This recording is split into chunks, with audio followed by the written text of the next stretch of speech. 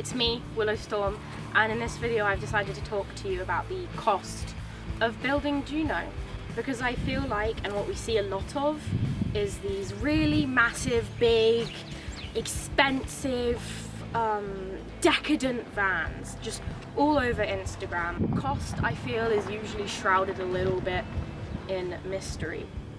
It doesn't feel like what van life kind of is, where it's, especially if you're a full-time van lifer like me and Ricky, you don't have a house, you don't have a home.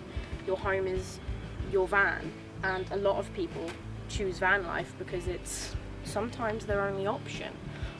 It really was our only option. We couldn't afford rent, had no reason to stay where we were, so we thought, no, we're going to move into a van, because everything's a lot more cost efficient when you're not paying 2/3 of your paycheck to live in a tiny apartment the size of the inside of a van. In this video I'm going to speak about a few things. I'm going to speak about how much the build cost. I'm going to go through it itemized and discuss those points. Then at the end I'm going to round up the price and tell you the final price for us building Juno, and then I'm going to talk a little bit about expenses once you have the van built and are actually living in it. So before you can get started on van life, you need a van, and costs of van can vary from new to second hand, size to size, etc. But for Juno, a 2004 short wheelbase Ford Transit, we paid £2,500. And obviously any van you do buy second hand for cheap price will have certain costs that you need to fix. For example, you've seen our vlogs, all the rust, that was a problem, but not so huge that we couldn't just put some time aside and fix it.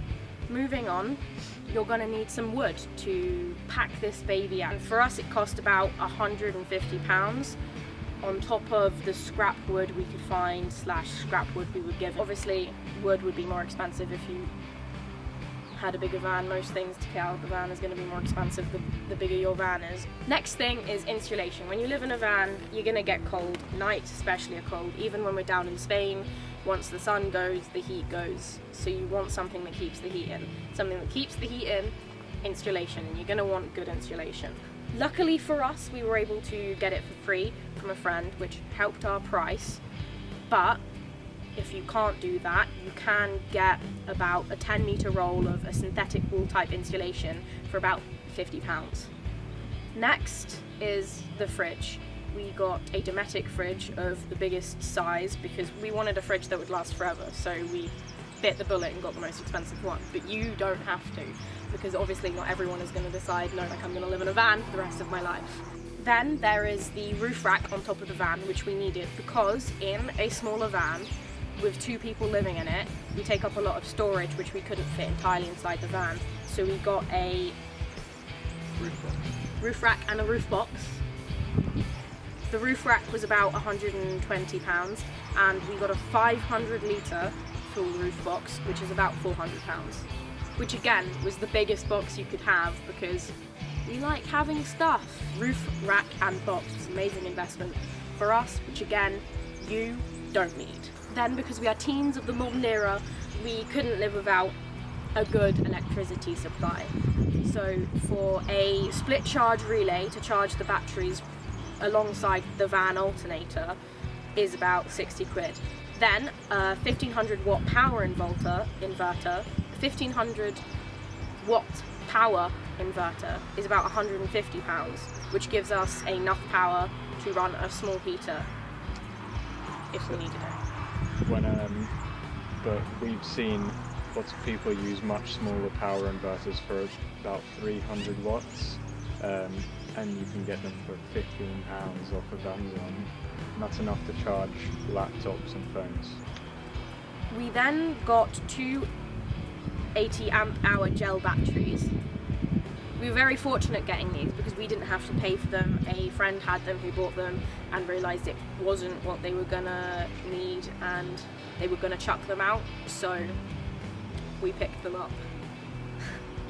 You gotta be nifty, and if you're gonna buy one, we would highly suggest getting a, you would want a deep cycle leisure battery, as they can be drained more than gel type, which is what we have, and the quality of the battery won't downgrade. and these would cost you about £250 to £350 depending on brand and amp hour rating. And obviously these are not a necessity. You can get a small solar panel for a price I don't know. So moving on for the electric side of the van, we then needed to think about how we were going to cook our food. We decided to go with 2 camping gas butane gas stoves, about £10 each online, and the gas canisters are about £2 each. We wanted things that we could cook outside because in such a small van you need to conserve the inside space, so cooking inside is not something we can do. Next is things like a foldable table and foldable chairs, which you can get for a whole range of prices depending on where you buy them, but ours was about 30 quid, all in the table and 2 chairs included. Next on the list is comfort, which when building Juno, was a high priority for us. We couldn't go from apartment inside to completely barren, no comfort, no leisure, no nothing.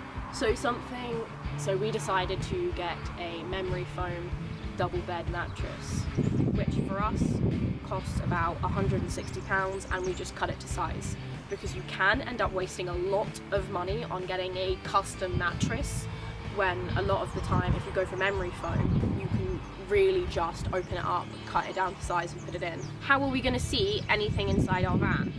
So we're going to need LED lights and a dimmer. The LED lights for a strip for enough to give our van light above the bed and door and cupboards, about £10, and a dimmer for the lights was again about £10. Okay, next, for things like glue, silicone, string, cable ties, crimp connectors, electrical box, cable wrap, tie pads, and other miscellaneous things like that, costs you about £50. And then copper cables were free from an electrician friend of Ricky's, because he's an electrician, well, was. And the copper cables you can get for relatively cheap from any wholesaler. The containers for our clothes and storage under the bed and around the van was £25 for the lot. We have about 5 different containers. Next is if you're travelling in your van, if you, like us, lived in somewhere where you can't live in a van, so you decide to go travel, you can either choose to get a TomTom, or you can use Google Maps on your phone, which is completely free, or you can go the old-fashioned way and just buy a map from a shop and mark your way like that. So in the end, the cost of everything for us, drum roll please, comes to about, including the price of the van, £4,600, which by any standards can be an amount of money that can be accumulated pretty quickly. If you're spending money on extra things that we didn't have to, but we mentioned that we managed to get, it would probably have ended up costing us just about £5,300, which is a little bit more, but I hope that dispels any myths you have about how expensive it all can be. Obviously, if you're very young and you don't have any money or you don't have a job, that about £5,000 for a total van build, including cost of the van, sounds like a lot of money, and obviously you don't even have to pay that much money if you don't need all the extras we did. Something I didn't mention in the cost of the van is insurance, which obviously you will need, but that depends on you and your driver's license, on your past insurance, on your insurer. So I haven't included it in the total price of everything because it's such a difficult number to give you any objective guidance on. Be interested in how much living in a van, once that £5,000 is spent, how much that costs. It's difficult to give you a proper approximate because obviously how and when and where you're spending your money will completely change this cost for you. But for us as travellers, our main costs living in a van for us is petrol, food and internet, which you might not need internet, or you might have other extras. For example, you might be someone who's very incredibly outdoorsy, so you're going to be wanting to do a lot of paid activities, and that's going to cost you a lot. Or you might want to be eating out all the time. However, we shop at a grocery store, do about a weekly shop, and so that costs us about 30 euros for every weekly cost to make sure we have enough food to eat in the van. So that's about 30 euros a week, which in contrast to when we were living and renting in Jersey, that was about £90 a week. So big difference for us there. Then there's petrol, and that will depend on how much you're driving. For us, a full tank is about 70 euros, and we go through a full tank every 2 weeks or so. And then for us, for internet, we've been spending a lot of time in Spain currently, so we have gotten a Spanish SIM each, which is 20 euros for 15 gigabytes, which, if you are avid internet users like us, we go through it pretty quickly and can end up spending 80 euros in a month, maybe more. But for example, in other places, like cheaper places or other places in Europe, like Latvia, which we've been to, it's about £2.30 a month for unlimited internet. So again, that's a kind of price that varies. So in a month, our total cost of living in a van is, so it's 120 a month for food, about 140 euros for petrol. So in a month, our total expenditures are about 340 euros. For example, if you wanted to do this for a year and you spent your money the same way we do every month, you would need about 4 grand, give or take,